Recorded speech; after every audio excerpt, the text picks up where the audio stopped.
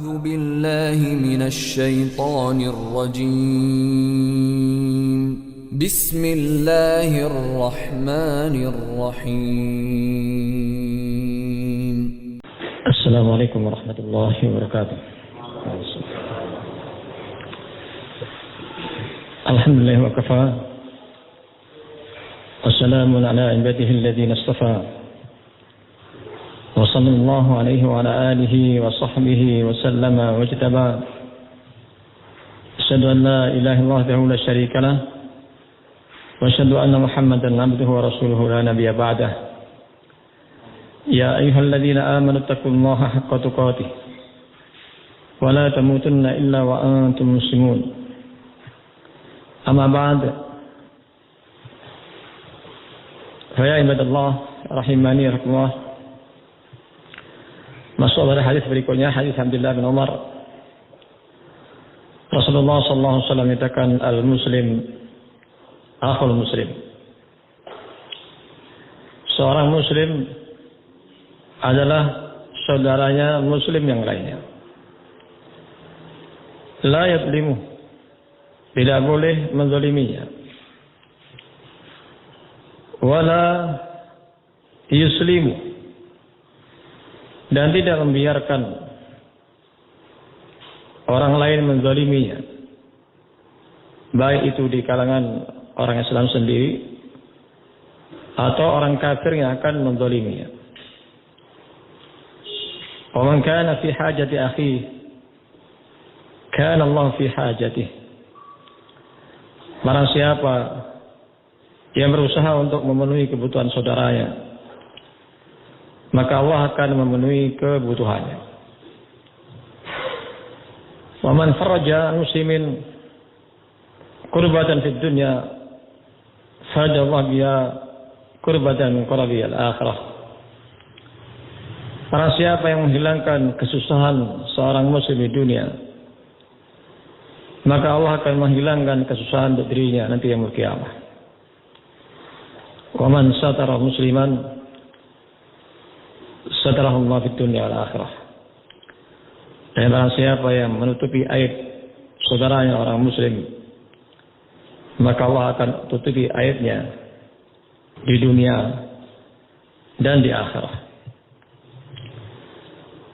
Pada poin yang pertama, al-muslim akhul muslim. Orang muslim adalah saudaranya muslim yang lainnya. Di dalam Islam tidak membedakan antara kulit putih dan kulit hitam atau kulit merah, antara orang-orang Arab ataupun selain Arab, antara raja ataupun rakyat biasa. Itu semua adalah bersaudara. Maka tidak boleh menzalimi saudara yang lainnya. Ibadallah, menzalimi saudaranya sebagaimana hadis Abi Bakrah, ala inna dima'akum wa amwalakum wa aradakum alaikum haram. Ketahuilah bahwa darah kalian, kehormatan kalian, harta benda kalian itu diharamkan. Kahurmati yaumikum hadza, sebagaimana diharamkannya pada hari ini. Fi syahrikum hadza, dan juga di bulan ini. Wa fi baladikum hadza, dan juga di negeri ini. Kalau kita melihat bahwa dari hari ke hari itu manusia luar biasa, dan memang sebagaimana apa yang disangkakan oleh para malaikat ketika Allah menciptakan Adam dan keturunannya, qala taj'alu fiha ma yusdu fiha wa yasfiku dima. Apakah engkau akan menjadikan orang yang senantiasa berbuat kerusakan di bumi dan juga mengalirkan darah antara satu dengan lainnya.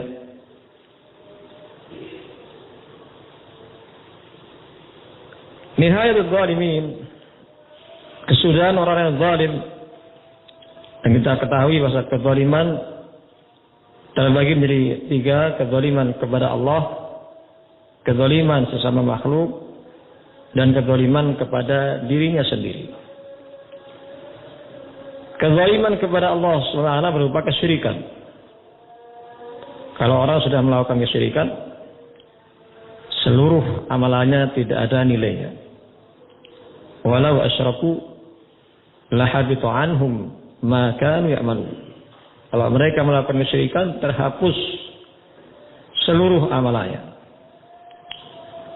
Orang yang berbuat kesyirikan seperti menyembah kepada kuburan, minta-minta kepada kuburan, minta kepada keris, minta kepada sebagian hewan yang dimuliakan. Ini sangat berbahaya. Dan nanti pada yaumul kiamah tidak akan mendapatkan syafaat dari Rasulullah SAW. Fama tanfa'uhum syafa'atus syafi'in. Maka tidak akan memberikan manfaat syafaatnya siapa saja yang memberikan syafaat kepada mereka. Orang-orang melakukan kesyirikan. Ma lidh-dhalimin min hamimin wala syafi'in. Tidak ada bagi orang zalim itu melakukan kesyirikan syafaat yang diterima, dan tidak pula punya teman yang dekat. Belum lagi nanti selain tidak ambil syafaat, tempatnya di neraka. Allah berfirman, innahu may yusyrik billah faqad harrama Allahu al-jannah ma'wahu an-nar wa ma lidh-dhalimin min ansar. Sesungguhnya orang melakukan kezaliman itu berupa kesyirikan, maka sungguh Allah haramkan baginya surga, tempatnya di neraka, dan tidak ada penolong bagi orang-orang yang zalim. Demikian pula kekufuran dan juga istihza billah subhanahu wa ta'ala. Itu adalah kezaliman ataupun meremehkan Allah azza wa jalla. Sebagai orang Yahudi mengatakan waqadil yahudu yadullahi maghlulah hullat aydihim malu'in bima qalu bal yadahu mabsutatan yunfiqu kaifa yasha. Orang-orang yang Yahud mengatakan kezalimannya mereka kepada Allah. Sesungguhnya tangan Allah itu terbelenggu, artinya Allah itu bakhil. Bahkan tangan Allah itu terbentang. Bal yadahu mabsutatan yunfiqu kaifa yasha. Allah akan menginfakkan seluruh. Allah akan menganugerahkan kepada hamba-hamba yang Allah kehendaki. Demikian pula tuduhannya orang-orang Yahudi, orang Nasara. Laqad sami'a Allahu qaul ladzina qalu innallaha faqir wa nahnu aghniya.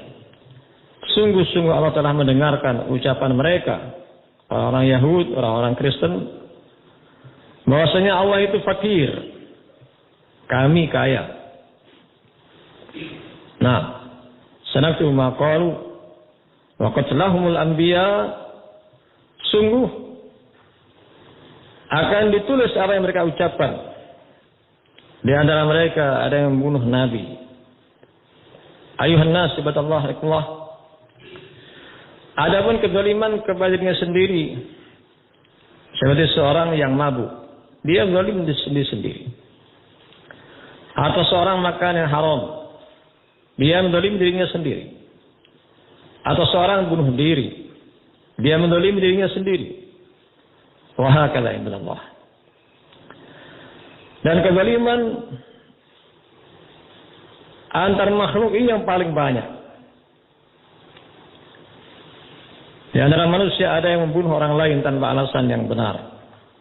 Dengan sebagian itu hanya untuk meraih dunia, sehingga menghalalkan darah seorang muslim. Allah berfirman dalam surah Nisa, "Wa may yaqtul mu'mina muta'ammida fajazaohu jahannam."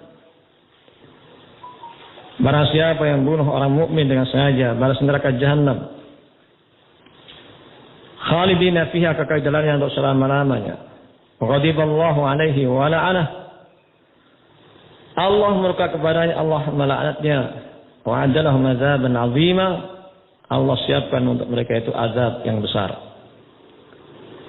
Dalam kitab Nihayatul Zalimin, bagaimana seorang raja yang bangun istana yang sangat bagus. Wa fi janibil qasr kuf li imra'ah ajuz. Di samping istana raja tersebut itu ada gubuk reot, air rumah yang jelek, milik seorang perempuan yang sudah tua, sudah janda. Ketika raja tersebut keluar, maka dia mengatakan, liman hadal al-kuh, untuk siapakah?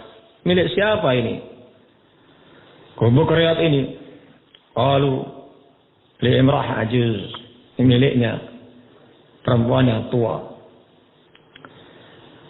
Faqala al-malik li junudihi ihdimu, maka raja mengatakan kepada tentara-tentaranya, hancurkan itu gubuk reot tersebut. Li'anna yushawwish qasrana, karena itu menjadikan jeleknya istana kita. Fahaddamu, mereka pun menghancurkannya. Di saat perempuan tersebut sudah pergi.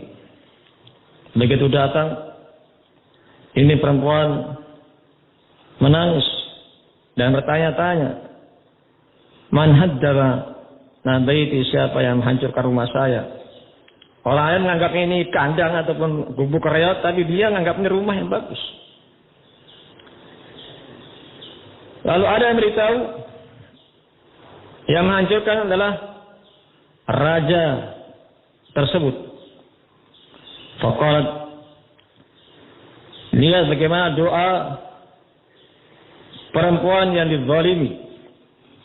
Allahumma in kuntu ghaiba fa aina ant? Ya Allah, kalau saya tidak ada, di mana engkau? Fakhasallallahu subhanahu wa ta'ala dzalikal qasr wal malik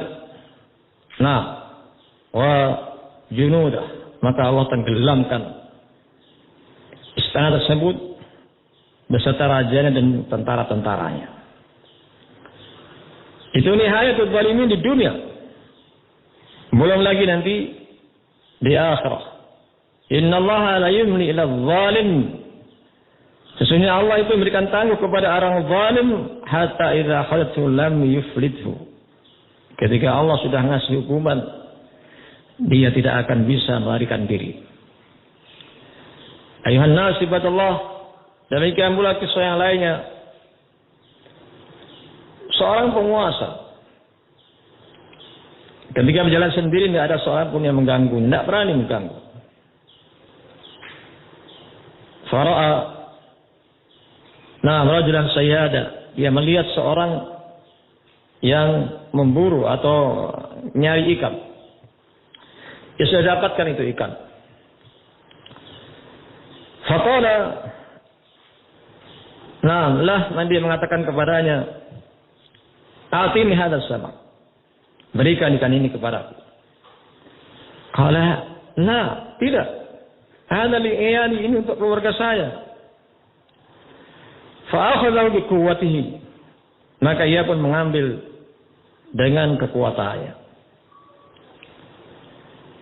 Kemudian ketika ikan tersebut dibawa, tiba-tiba menggigit ibu jari. Dan setelah itu ikannya dimasak, dimakan. Dimasak dan dimakan. Di malam hari, penguasa tersebut tidak bisa tidur.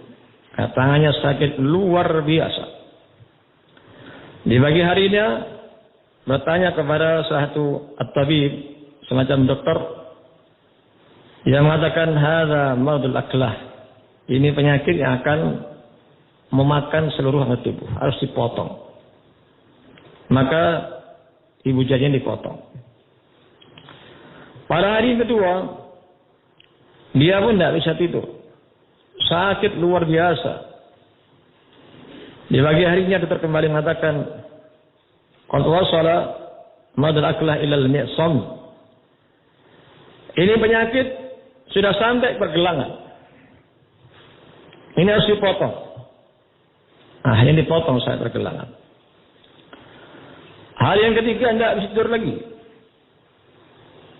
Di pagi harinya dokter yang mengatakan ini penyakit sudah sampai al-mirfaq atau marfik.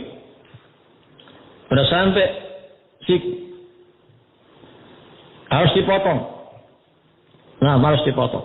Hanya pun dipotong. Malam-malam yang keempat tidak bisa tidur lagi. Sakitnya luar biasa. Pagi hanya mengatakan ini sudah sampai katif, sudah sampai 6, sampai pundak itu. Harus dipotong. Maka dipotong lagi. Masya Allah. Kalau orang pada menanyakan ada apa dengan dirimu? Pasti engkau berbuat zalim. Engkau cari. Kalau engkau memang berbuat zalim, engkau cari orang yang kamu zalimi itu. Nah, engkau cari orang yang kamu zalimi dan engkau minta kerelaannya. Nah, engkau cari orang yang engkau zalimi dan engkau minta keridhaannya. Dia mencari ke sana kemari. Ketika sudah mendapatkannya, qala ya fulan, ta'rifuni wa fulan, engkau tahu saya? Iya, aku mengenali dirimu. Aku minta keridhaanmu. Saya mengatakan, semenjak aku melihat tanganmu itu sudah terputus, aku sudah merelakan untuk dirimu. Apakah engkau mendoakan kejelekan untuk saya tatkala aku mengambil ikanmu dengan paksa? Iya, aku mendoakan kejelekan untuk kamu waktu itu. Apa yang diucapkan? Allahumma abduka hadha akhadha minni bi quwwatihi fa'arini quwwatak. Ya Allah, hambamu ini mengambil dari diriku dengan kekuatannya.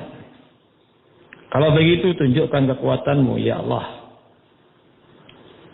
Engkau mendoakan seperti itu untuk diriku, iya. Nah, karena ini adalah makanan untuk keluargaku. Semenjak itulah ibadallah, penyakitnya berhenti. Setelah tangannya hilang satu. Kita melihat juga ketika Rasulullah SAW sedang salat di Ka'bah, datang Abu Jahal. Man yatini bisal jazur fayadaw ala raqabatihi. Siapa yang mendatangkan kepada diriku salat jazur, yaitu unta yang habis disembelih itu, ada jeroannya, ada kotorannya, darahnya, lalu diletakkan di punggung Muhammad. Maka Uqbah bin Abi Mu'ayyid yang bangkit untuk mengambil salat jazur, fayadau ala raqabatihi, lalu ia letakkan di lehernya, di punggungnya. Dan Nabi tidak berusaha untuk mengangkat punggungnya.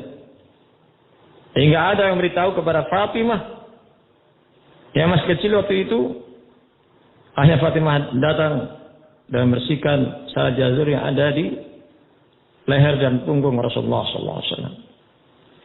Mereka ini sebenarnya tertawa luar biasa selesai salat. Nabi berdoa kepada Allah, Allahumma alaika bi Abi Jahal bin Hisham. Allahumma alaika bi Utbah bin Rabi'ah wa Syaibah bin Rabi'ah. Allahumma alaika bi Uqbah bin Abi Mu'ayyid wa Umayyah bin Khalaf. Ini sampai ada 7 orang yang waktu itu disebut Rasulullah SAW, tapi rawi sebagian tidak menyebutkan siapa yang lainnya. Dalam peristiwa Perang Badar, ke-7 orang yang disebut oleh Rasulullah SAW yang dalam doanya semua mati. Ini pembesar-pembesar utama dari orang kufar Quraisy. Mereka semua mati dan dimasukkan ke Qali di Badr, di sumur Badr yang ada di sana. Ini nihaya az-zalimin. Jadi sangat berbahaya, yang Allah belum lagi nanti pada yaumul kiamah orang-orang yang kita zalimi itu akan mengambil seluruh kebaikan-kebaikannya sampai tertunaikan kezaliman yang kita lakukan. Saya sebutkan hadis riwayat Muslim. Adrun amal muflis. Entah apa itu orang yang bangkrut. Wala muflis man la dirham wala mata. Yang bangkrut itu kalau tidak punya uang, tidak punya perhiasan, itu yang bangkrut. Ini pemahaman masyarakat. Mulai zaman Nabi sampai sekarang pun juga begitu. Kalau al-muflis min ummati, orang yang muflis, yang bangkrut karena umatku ini, yang bangkrut, man yati yaumal qiyamah bi salatin wa siyamin wa zakatin, datang membawa pahala salat, puasa, zakat, wa qasyatama hadza, dia mencerca orang ini. Wa qadzafa hadza, menuduh orang ini. Wa akala mala hadza, memakan hartanya orang ini. Wa daraba hadza, memukul orang ini. Wa safaka dama hadza, membunuh orang ini. Fayukhadz hadza min hasanati wa hadza min hasanati, maka diambil itu kebaikan-kebaikannya. Hatta idza fana hasanatu qabla itu alaihi, kalau sudah habis kebaikannya dari pahala salatnya, puasanya, zakatnya, sementara belum tertunaikan kezalimannya, ukhidha min sayyi'atihim, lalu diambillah kejelekan-kejelekan mereka-mereka yang dizalimi itu. Hingga akhirnya apa? Hingga akhirnya fatriha ilan nar, dimasukkan ke neraka. Ibadallah rahimanakumullah. Ini luar biasa. Dan ketahuilah, termasuk kezaliman yang besar adalah ketika menjadi pejabat atau pemimpin, tapi zalim kepada bawahannya. Rasulullah SAW menyebutkan sinfan min ummati la yanal syafaati yaumil qiyamah. Dua kelompok umatku yang mereka tidak mendapat syafaatku nanti yaumil qiyamah. Yang pertama adalah imamun zalumun, pemimpin yang sangat zalim,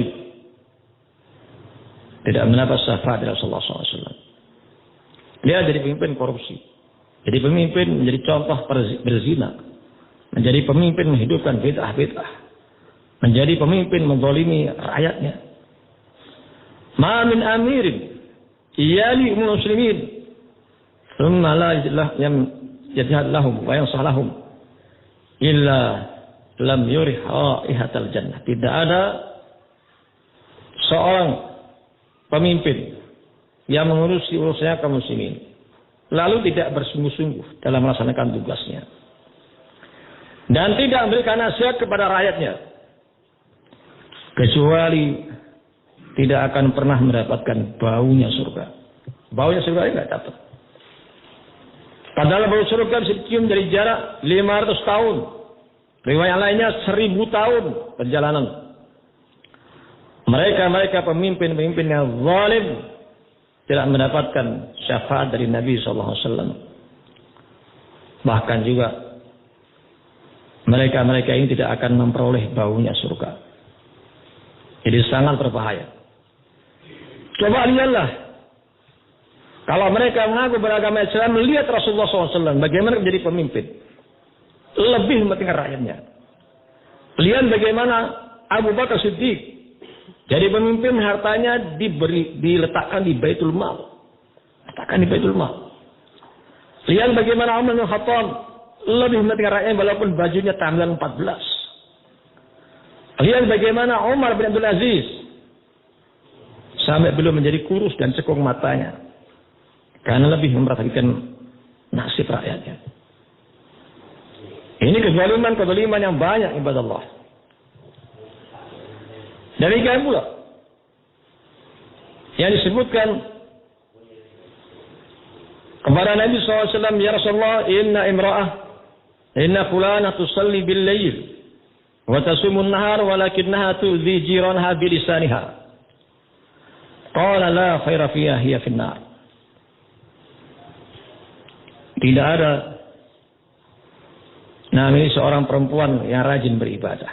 Setiap malam salat tahajud, siang hari berpuasa. Tapi lisannya tajam itu. Sering nyakiti tetangganya dengan lisannya. Rasul mengatakan tidak ada kebaikan untuk dia. Dia di neraka, berbuat zalim, menyakiti tangganya dengan lisannya, ibadallah. Kemudian para ulama menyebutkan juga di antara bentuk kezaliman kita ini iri dengki. Tamanni zawal nikmatal ghair wa husul li nafsi atau tamanni zawal nikmatal ghair wa illam yasul nafsihi atau yakrah ma fadlallahu ala al-ghair, fadlallahu ala al-ghair. Yaitu iri dengki dengan 3 tahapan. Yaitu berusaha untuk menghilangkan kenikmatan orang lain dan pindah kepada dirinya. Ingin menghilangkan kenikmatan orang lain dan ini berusaha supaya pindah kepadanya. Ini seorang yang kaya, iri dengki, dia rampok itu harta. Ini yang paling jelek. Yang kedua, berusaha untuk menghilangkan kenikmatan orang lain walaupun dia tidak dapat. Jika fulan bawa rumah dibakar, walaupun dia nggak dapat rumah. Dan yang agak ringan, pokoknya nggak seneng kalau orang lain mendapatkan kenikmatan. Apa saja, berupa kesehatan, berupa anak, berupa mungkin rezeki, panen padi bagus, panen sayuran bagus, pokoknya nggak seneng. Dan ketahuilah sifat iri dengki ini ada pada kita semua. Ada pada kita semuanya. Namun ada orang yang berusaha untuk menghilangkannya. Ini kelompok yang keempat. Ketika tetangganya bangun rumah, ia pun membantunya. Membantu.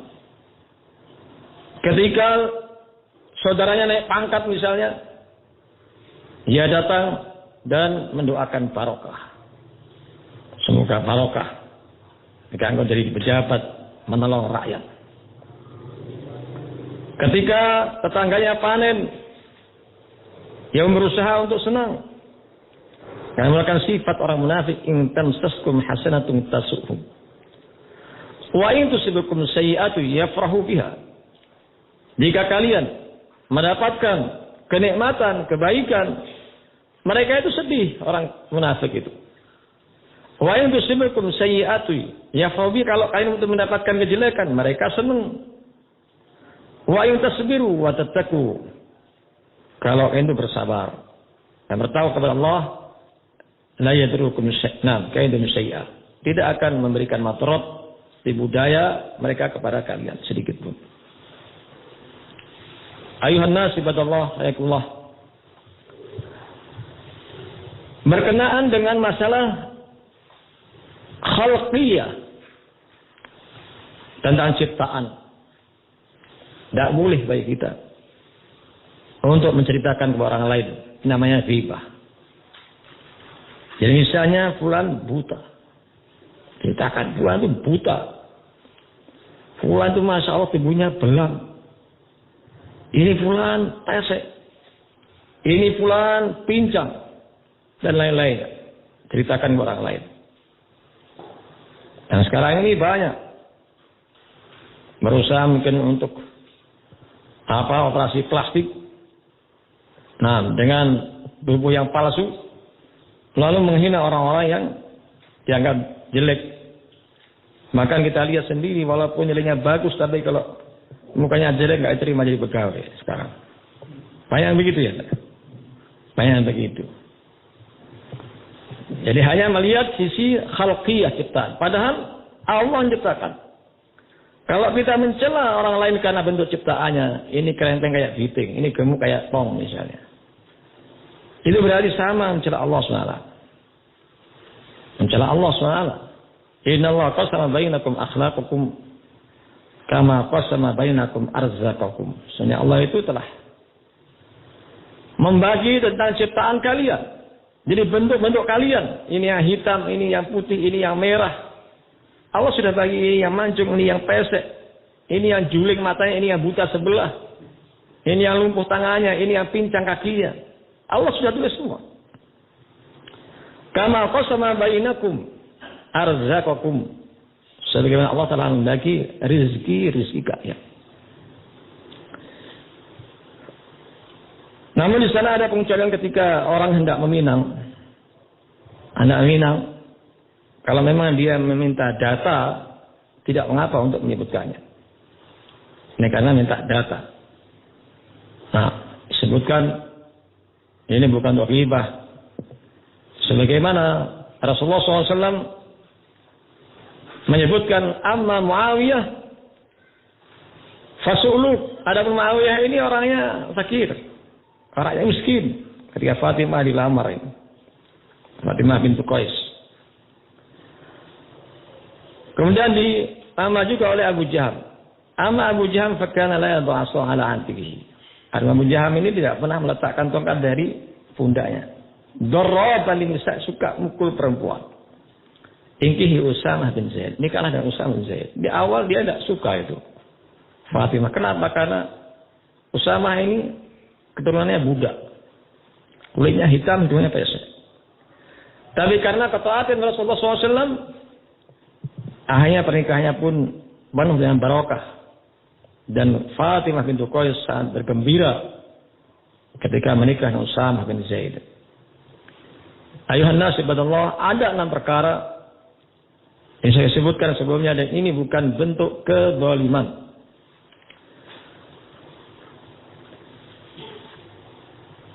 Wallamu laysa bighibah fi sittah. Celaan ini bukan ghibah dalam 6 perkara. Mutadallimin wa mu'arifin muhadirin. Yang pertama adalah kezaliman. Tidak mengapa kita menyebutkan ini fulan ini zalim. Fulan telah mengambil harta saya. Fulan telah mengambil tanah saya misalnya. Sebutkan enggak masalah. Karena orang yang mengambil tanah orang lain tanpa alasan yang benar, man dzalama qida shibrin tuwiqahu bisab aradid. Barang siapa berlaku zalim dengan mengambil sejengkal tanah, akan dikalungkan nanti yaumul qiyamah 7 bumi sampai ke bawah 7 bumi. Siapa yang kuat? Demikian pula suami yang berbuat zalim kepada sebagian istri, mungkin yang punya istri 2 dan seterusnya. Hadis Abu Hurairah,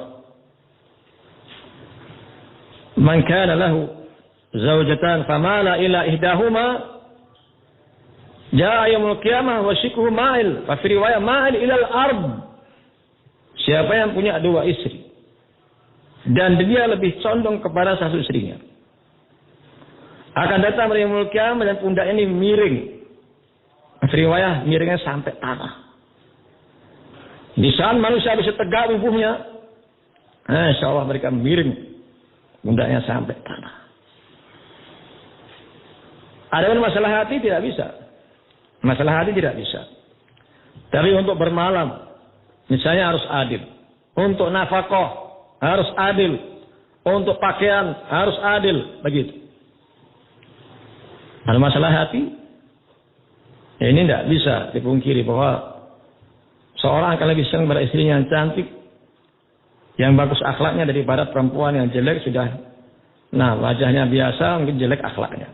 Enggak akan lebih senang kepada perempuan yang cantik yang akhlaknya bagus. Nah itu sudah demikian. Makanya Rasulullah SAW, Allahumma hadza dan hadhihi kismati, ini pembagian saya.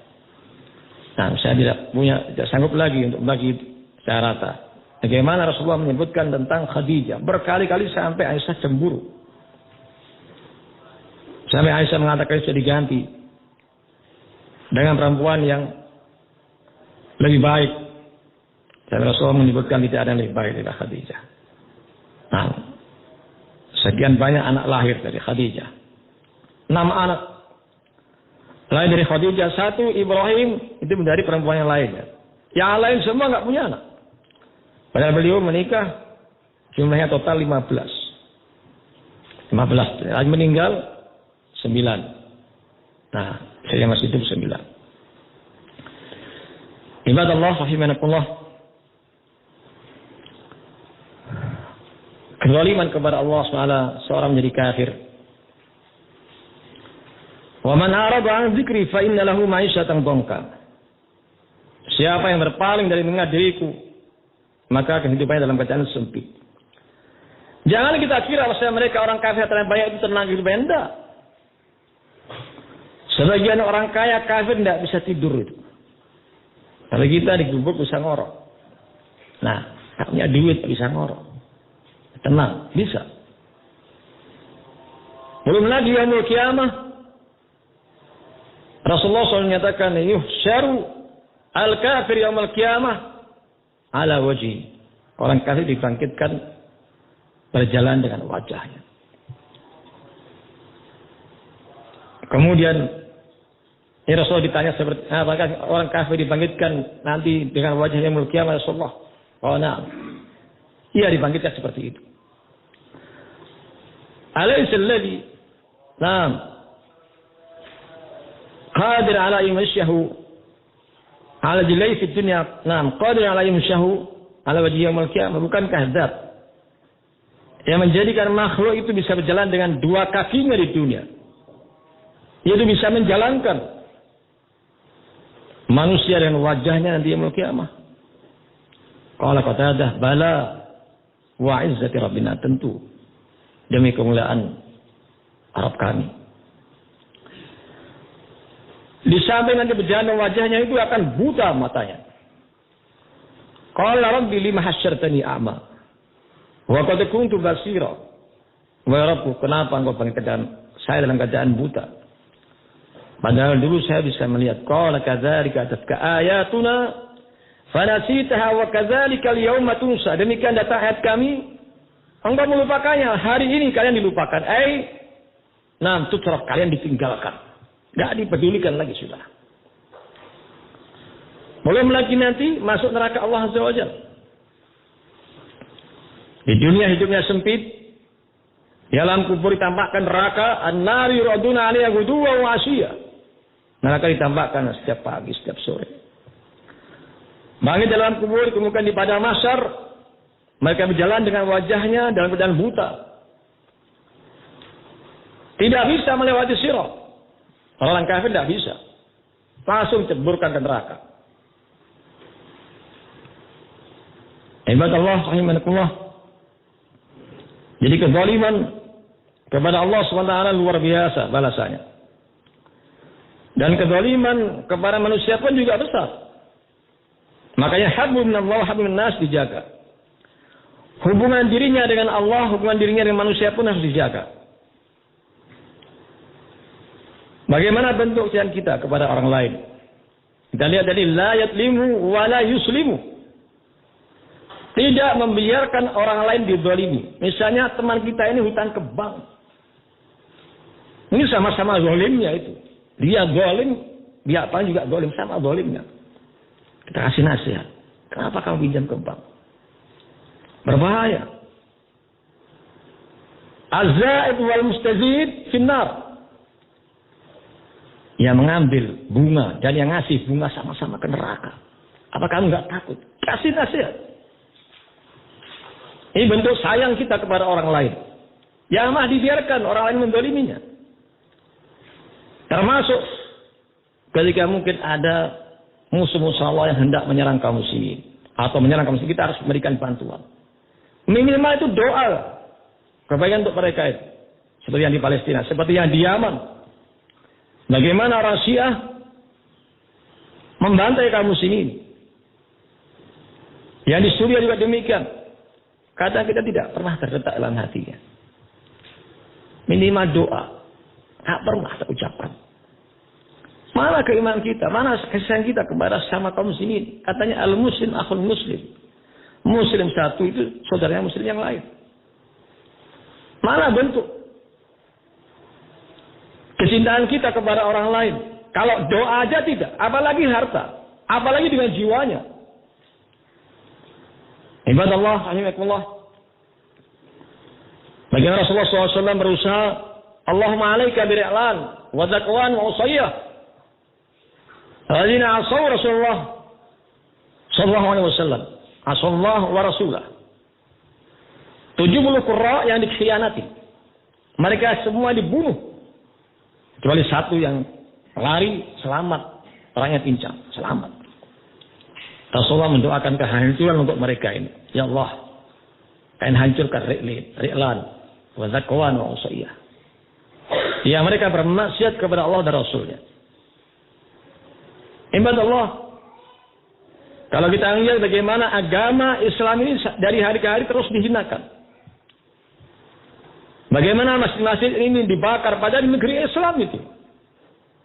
Mayoritas penduduknya Islam Indonesia ini.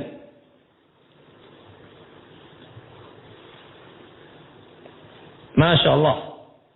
Jadi musuh-musuh Allah bersatu padu untuk menghinakan Islam. La yadimhu wa la yuslim. Jangan membiarkan orang muslim ketika yang lain hendak mendoliminya. Baik dari orang muslim sendiri yang mendoliminya atau musuh-musuh Allah. Lihat kisah Abu Bakar Siddiq ketika melihat Bilal bin Rabah dikasih pakaian besi, dipanaskan dengan api dari bawahnya, dijemur terik matahari yang panas, diletakkan batu yang sangat besar di dadanya sehingga dia tidak bisa mengangkat dari batu yang besar tersebut. Dia yang mengatakan ahadun ahad. Dan 6 yang lain yang semua disiksa. Abu Bakar Siddiq berusaha membeli mereka semua dengan hartanya. Dan orang kaya, seandainya engkau beli ini bila 1 dinar, saya kasihkan. Abu Bakar, seandainya kalian jual 100 dinar, aku akan beli. Itu Abu Bakar Siddiq. Pembelaan kepada kaum muslimin luar biasa, ibadallah. Berusaha menyelamatkan. Waktu itu Rasulullah belum bisa. Sampai ketika Ammar dan Yasir serta ibunya Sumayyah disiksa, Rasulullah mengatakan, sabran ya ala Yasir. Sabarlah wahai keluarga Yasir. Sabarlah, sabar. Rasulullah belum bisa memberikan bantuan. Begitu datang ke Madinah, hijrah. Bagaimana beliau berusaha menyusun kekuatan, menyerang mereka yang dulu memeranginya. Ibadallah rahimakumullah. Man kana fi hajati akhi, kana Allah fi hajati. Siapa yang berusaha untuk memenuhi kebutuhan saudaranya, Allah akan memenuhi kebutuhannya. Jadi kalau kita berinfak misalnya, itu tidak akan mengurangi harta kita. Ma nakas shadaqah min mal. Harta tidak akan berkurang karena kita sedekah. Ya Bilalan anfiq. Yunfaq alaik, wahai Bilal, berinfaklah. Engkau akan dikasih nafkah oleh Allah Azza wa Jalla. Dari mana arahnya? Kita nggak tahu dari mana arahnya. Mungkin usaha kita semakin lancar.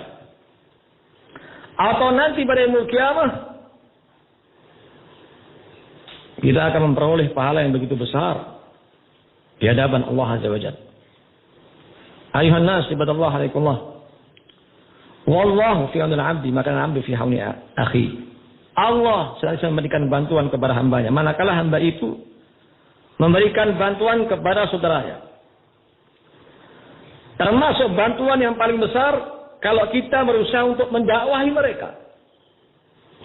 Menyelamatkan mereka dari azab Allah SWT. Ini bantuan yang paling besar. Tidak ada hidayah, tidak ada pemberian yang paling utama kecuali mereka diajak untuk meluk agama Islam. Maka Rasulullah SAW sendiri berdoa, mendoakan kepada mereka yang durhaka untuk masuk Islam seperti Abu Jahal dan Umar waktu itu. Allahumma azzil Islam bihadain rajulaini, Allah muliakan Islam dengan 2 orang ini. Bi Abi Jahal bin Hisham atau bi Umar bin Khattab. Dengan Abu Jahal bin Hisham dan Umar bin Khattab. Ini juga apa kita pernah mendoakan orang lain. Mungkin tangga kita yang Kristen kita doakan biar masuk Islam. Nah misalnya, pernah kita mendoakan? Mungkin tidak pernah sama sekali. Apalagi mengislamkan. Bahkan setelah kita dikristenkan pun kita tidak peduli. Udahlah, terlanjur sudah gitu. Jangan terlanjur. Coba tangga kita masuk Kristen karena kasih bantuan. Kita kasih bantuan biar dia kembali ke Islam. Akan lebih baik. Wa man faraja an muslimin fujal min dunya fajallahu. Nah, fi riwayat di dunia wal akhirah, fajallahu min qurb yaumil qiyamah. Siapa yang menghilangkan kesedihan seorang muslim, kesusahan seorang muslim. Yang ini meliputi banyak hal. Di antaranya alham wal gham wal hazan. Alham itu kesedihan yang akan menimpa. Dan gham kesedihan yang sedang menimpa. Wahazan kesedihan yang sudah lewat. Bagaimana kesedihan yang akan menimpa? Misalnya ini, dia sakitnya parah. Kalau nggak segera operasi, berbahaya sekali kita kasih. Karena ini kesedihan akan menimpa yang berbahaya. Atau di saat dia operasi, misalnya, di saat melahirkan mungkin, harus operasi juga, kita kasih bantuan. Di saat mengalami kesedihan. Atau ketika sudah mengalami kesedihan, misalnya anaknya mati. Atau ayahnya mati, padahal ini tulang punggung keluarga itu. Lihat bagaimana Rasulullah SAW menyebutkan tentang as-sa'il aramil wal masakin. Kal mujahid fisabilillah wa kal qa'im alladhi la yaftur wa kal sha'im alladhi la yuftir. Itu yang ngurusi para janda dan orang miskin. Itu seperti orang yang berperang di jalan Allah. Dan seperti orang yang sholat tidak pernah berhenti. Dan seperti orang berpuasa tidak pernah berbuka. Lihat nilainya. Orang-orang yang mengurusi mereka-mereka yang mengalami kesedihan. Mungkin ditinggal suaminya tadi. Sebagai tulang punggungnya. Nah, ini yang pertama adalah bentuk kezaliman. Kita ulang. Yang kedua adalah mutadzalimin wa mu'arrifin liqasid ta'rif. Untuk pemberitahuan, misalnya ada orang tanya di kampung ini. Di kampung ini. Kalau dulu namanya kandang ayam, sekarang kondang ayam misalnya. Kampung kondang ayam. Ini tenan ayamnya orang ngerti. Jadi ada dua namanya selamat. Yang satunya pincang, satunya tidak. Kemudian dia menyebutkan ini selamat yang pincang misalnya. Itu bukan apa? Bukan ghibah. Tidak jadi masalah, memang untuk ta'rif. Atau diumumkan. Melewat radio siapa yang tahu ini anak ciri-cirinya demikian. Hidungnya pesek, kulitnya hitam, rambutnya keriting misalnya. Biasanya kalau seperti itu kan dihinakan. Dengan untuk ta'rif tidak jadi masalah. Nah, di sana ada namanya Humaid At-Tawil. Kenapa dikasih julukan Humaid Tawil? Karena ada dua Humaid. Satunya tangannya pendek, satunya panjang. Dia ini yang panjang tangannya. Ini bukan pencuri. Panjang tangan kalau dikenal orang Arab itu dermawan. Kalau panjang tangan ala Indonesia pencuri. Ini beda bahasa. Humaid At-Tawil. Ada. Ama juga Amas. Hanya rabun ketika malam hari tiba. Amasi. Atau A'ma misalnya. Di sana ada selama Madinah dijuluki dengan Arab si pincang.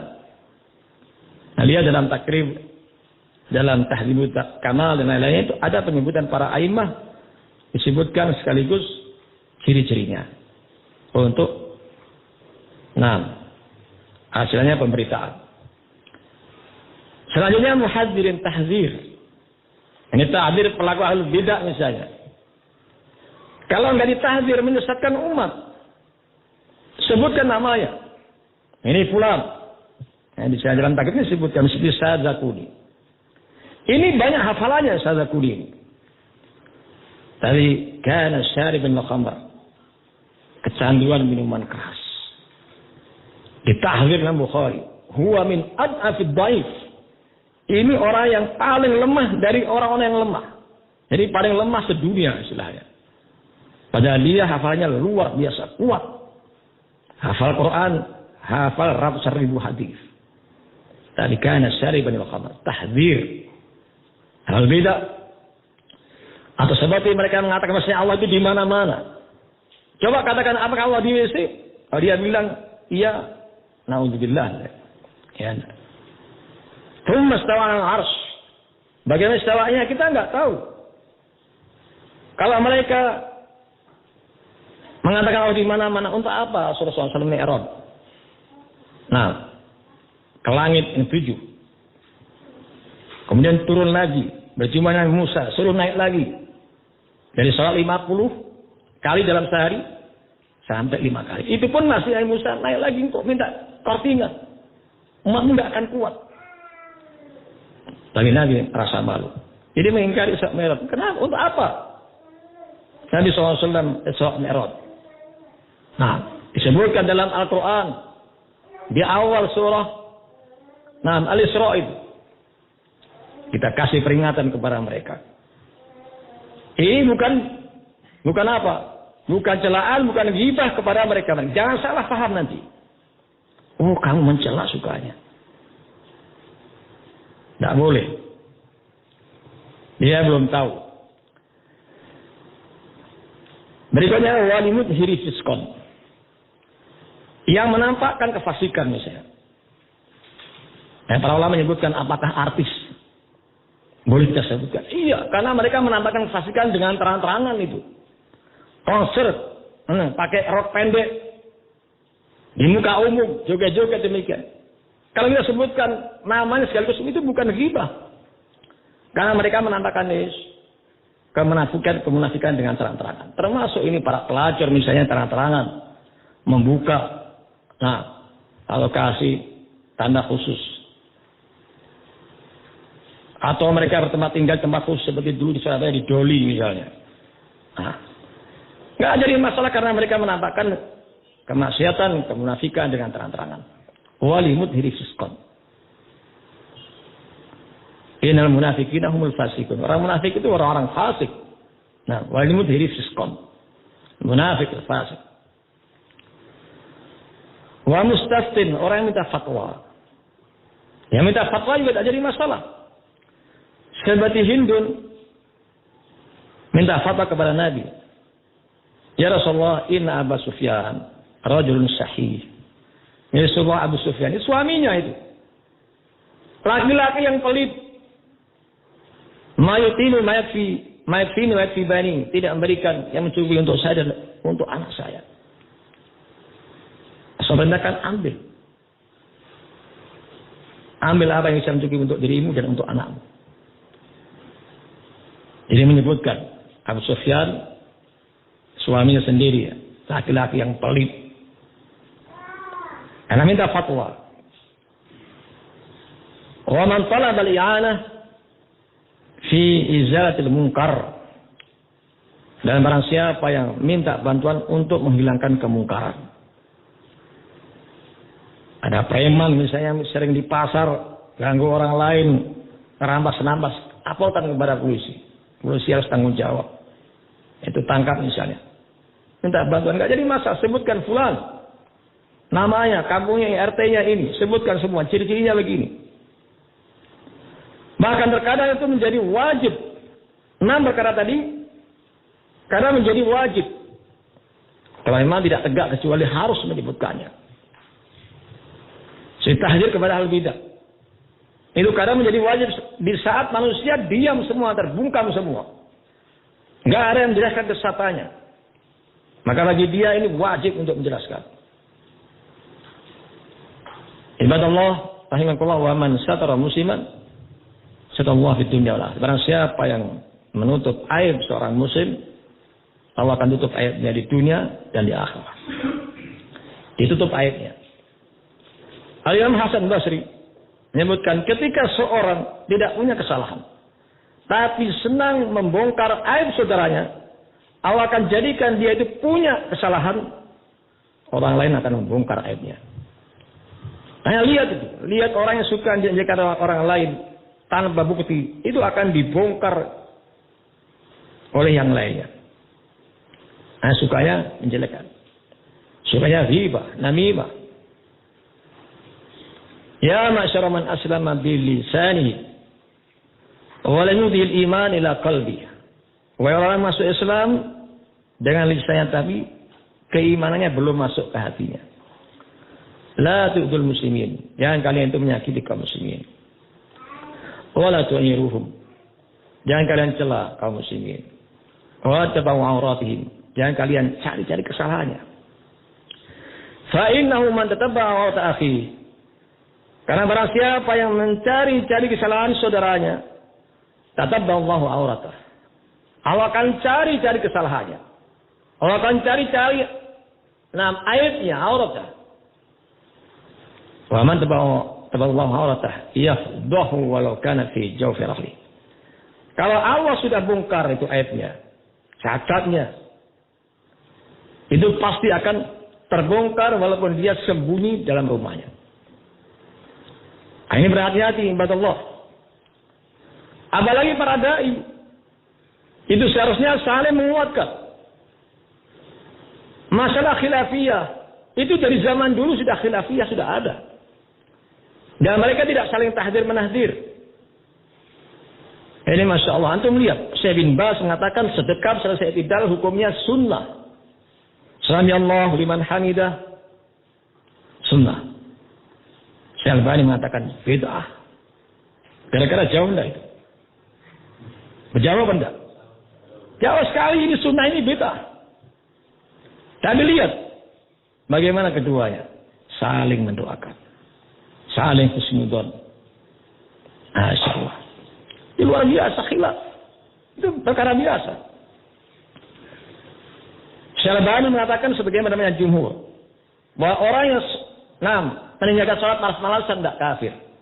Syekh bin Baz mengatakan kafir. Ini tidak kafir, ini kafir. Jauh juga.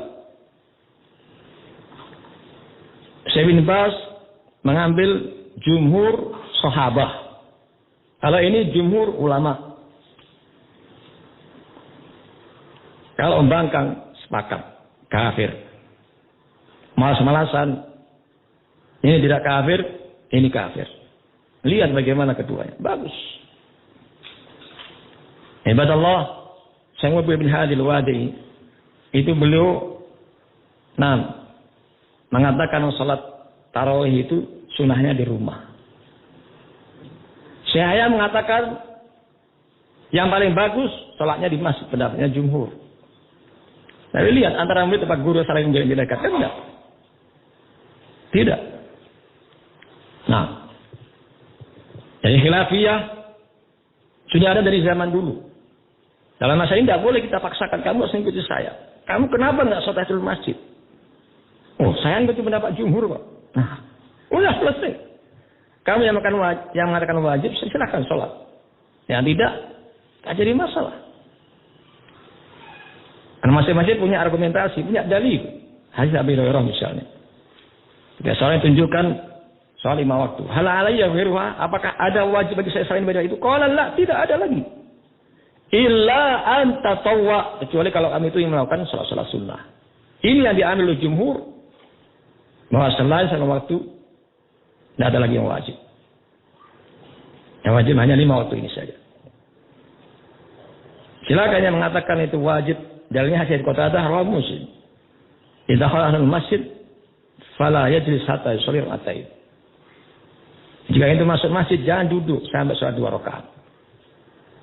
Bagi Zahiriyah ini wajib tahiyatul masjid. Dan saya mengambil pendapat seperti itu. Tapi ketika ditanya, ya Syekh, jika kana rajulan, laysa lahu ala wudu, seorang dalam keadaan tidak berwudu, kan dia batal.